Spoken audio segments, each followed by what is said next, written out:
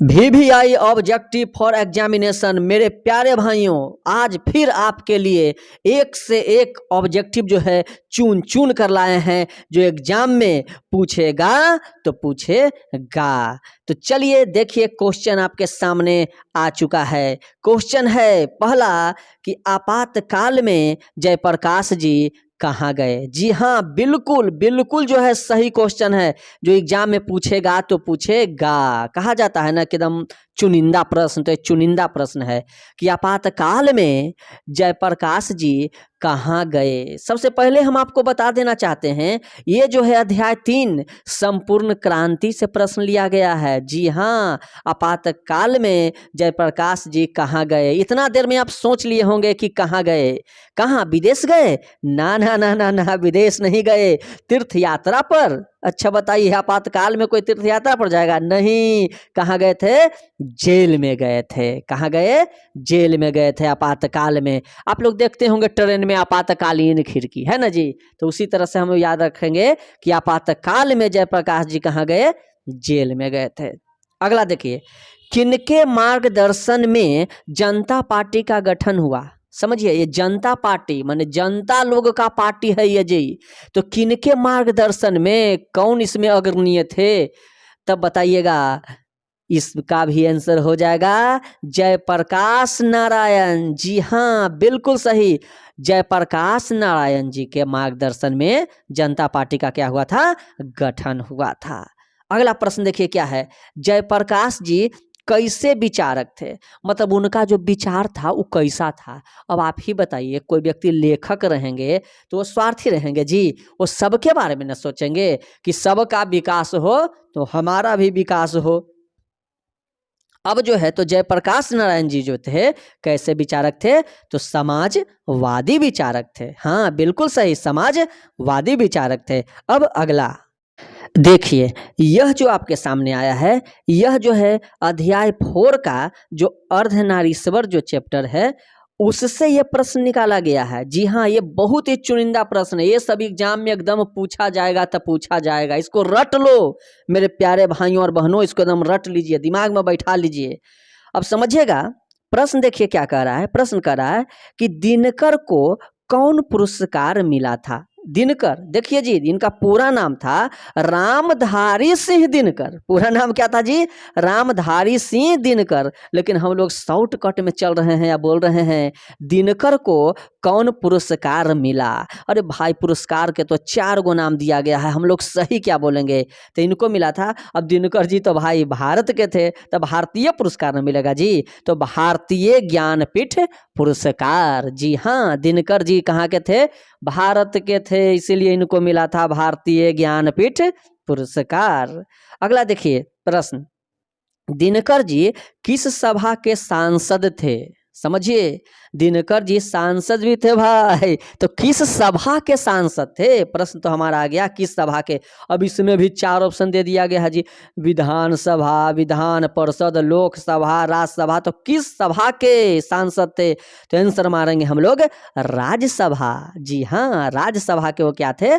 सांसद थे। अगला प्रश्न देखिए, दिनकर कि किस रचना को साहित्य अकादमी पुरस्कार मिला था। जैसे वो रचना जो लिखते थे ना जी, तो लिखते थे तो मान लीजिए कोई बड़ा फेमस हो जाता है, तो उसको जो है एक पुरस्कार मिला था। तो उस पुरस्कार का नाम जानते हैं? क्या था? साहित्य अकादमी पुरस्कार। जो प्रश्न कर रहा है, तो किसको मिला था और कौन ऐसा रचना रच दिए थे कि उस पर जो है उनको साहित्य अकादमी पुरस्कार मिल गया। देखिए 4 गो ऑप्शन दिया गया है, रेणुका, हुंकार, उर्वशी और कुरुक्षेत्र। तो मेरे प्यारे भाइयों और बहनों, उनको जो है उर्वशी के लिए, ठीक है, उर्वशी के लिए साहित्य अकादमी पुरस्कार मिला था। उर्वशी समझ रहे हैं ना जी? उर्वशी नाम जो मतलब इंद्रलोक में जो है नाचने वाली एक परी का भी नाम है उर्वशी।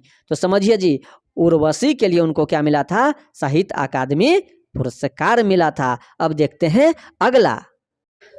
तो लीजिए, ये जितना भी प्रश्न आपके सामने दिख रहा है ना, ये सारा जो है आपका वही चैप्टर बा, अर्धनारीश्वर उसी का है। ये सब बड़ा ही उपयोगी है, एग्जाम में एकदम पूछा जाता है भाई। इसको एकदम दिमाग में बैठा लीजिए कि अगर आ जाएगा तो छूटेगा नहीं। कहा जाता है ना कि जब तक तोड़ेंगे नहीं तब तक छोड़ेंगे नहीं। उसी तरह से जो है हमको इसको एकदम पढ़ लेना है। देखिए पहला प्रश्न, चलते हैं प्रश्न पर। पहला क्या कर रहा है, पुरुष किस रूप का प्रतीक है? पुरुष, समझ रहे हैं जी? तो पुरुष लोग जो है किस रूप का प्रतीक है? पानी का? नहीं, पुरुष कभी पानी का प्रतीक नहीं हो जाता है। आग का? नहीं, आग का भी नहीं है। धूप का? फूल का? पुरुष जो है किस रूप का प्रतीक है? तो पुरुष धूप का प्रतीक है। किसका प्रतीक है जी? धूप का प्रतीक है पुरुष, बिल्कुल सही। अगला है, नारी किस रूप में प्रसिद्ध रही है? नारी किस रूप में प्रसिद्ध रही है? नारी का कौन सा ऐसा रूप है जो मतलब उसको प्रसिद्धि दिलाया है? लोग नारी को उस रूप में देखना पसंद करते हैं। लगता है नहीं हो, नारी हो तो उसी रूप में हो। बताइए, धूप, वर्षा, अमावस या चांदनी? तो बिल्कुल सही मारिए हम लोग, क्या? चांदनी। आप लोग सुनेंगे, ओ चांदनी आया है तेरा दीवाना, सुनो तो जरा जाना।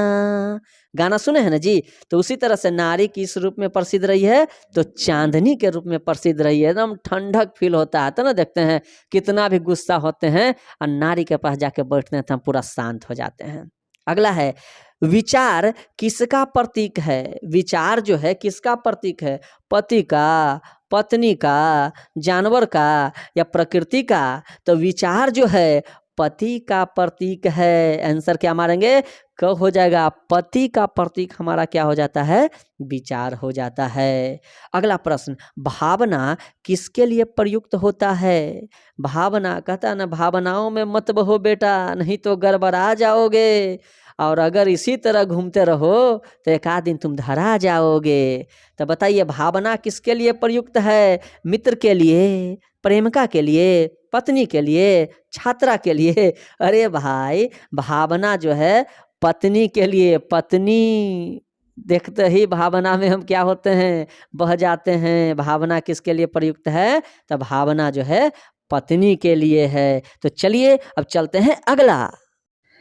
देखिए, ये जो प्रश्न है आपको अध्याय 5 से रोज जो चैप्टर है उससे जो है निकाल के लाया गया है, क्योंकि बहुत ही जरूरी है। ये सब एकदम पूछा जाता है। अब बताइए, इसके लेखक कौन है जी? तो अज्ञेय जी हैं। कौन है? अज्ञेय। पूरा नाम जानते हैं भाई? इसका पूरा नाम थोड़ा सा जान लो। पूरा नाम है सजिदानंद हीरानंद वात्स्यायन अज्ञेय। इतना बड़का नाम है, इसलिए शॉर्ट में हम लोग क्या बोल देते हैं? अज्ञेय जी बोल देते हैं। तो चलिए हम डायरेक्ट अब चलते हैं प्रश्न पे। प्रश्न देखिए क्या कर रहा है, अज्ञेय का जन्म कब हुआ था? अब इन जन्म बताना है कि अज्ञेय जी कब जन्मे थे। अब इस चर को ऑप्शन दे दिया है, दिमाग तो हमारा ऐसे ही मतलब हड़बड़ा रहा कि कौन सही होगा कौन नहीं होगा। अब बताइए कौन होगा? तो क नंबर, बिल्कुल क नंबर। 7 मार्च 1911 ईस्वी को अज्ञेय जी का क्या हुआ था? जन्म हुआ था। अगला देखिए, अज्ञेय हिंदी के अलावा किस भाषा के जानकार थे? माने हिंदी तो जानबे करते थे, इसके अलावा और क्या जानते थे? नहीं कहता है कि अरे यार हम जो है क्रिकेट के अलावा गुल्ली डंडा भी जानते हैं। कोई कोई बोलता है भाई वाह हम छू कित कित के अलावा नुचोड़िया भी जानते हैं। तो उसी तरह से अज्ञेय जो है हिंदी के अलावा किस भाषा के जानकार थे? तो अज्ञेय जी जो है हिंदी के अलावा संस्कृत के जानकार थे। न में इनका संस्कृत जैसा लग रहा है, नहीं लग रहा है? अज्ञेय अज्ञेय लगता है तीत अंति सीता टाइप का लग रहा है। तो ये अज्ञेय जो है किस भाषा के जानकार थे? तो संस्कृत भाषा के बहुत अच्छे खासे जानकार थे। अब हम लोग चलते हैं अगले प्रश्न पे। अब देखिए, ये जो प्रश्न है ना भाई, ये प्रश्न जो है अध्याय 6 से चुन के लाए हैं, एक लेख और एक पत्र से। जिसके लेखक जानते हैं कौन है जी? भगत सिंह। जी हाँ, भगत सिंह नाम सुने होंगे। तो देखिए, भगत सिंह का पहला क्वेश्चन हम लोग शुरू करते हैं। भगत सिंह कहाँ की मिट्टी लेकर क्रांतिकारी बने थे? मतलब समझते हैं ना, कहाँ का मिट्टी उठाए या बन गए क्रांतिकारी? अब हमको इसमें 4 ऑप्शन है, लाल किला के, निशांत, जालियांवाला बाग कि हल्दी घाटी। कहाँ के? अब यहाँ कई व्यक्ति मार देगा हल्दी घाटी, तो जैसे मार देगा हल्दी घाटी तो एग्जाम में तुमको देगा छाटी, मतलब तुम हट जाएगा बेटा, कहानी खत्म।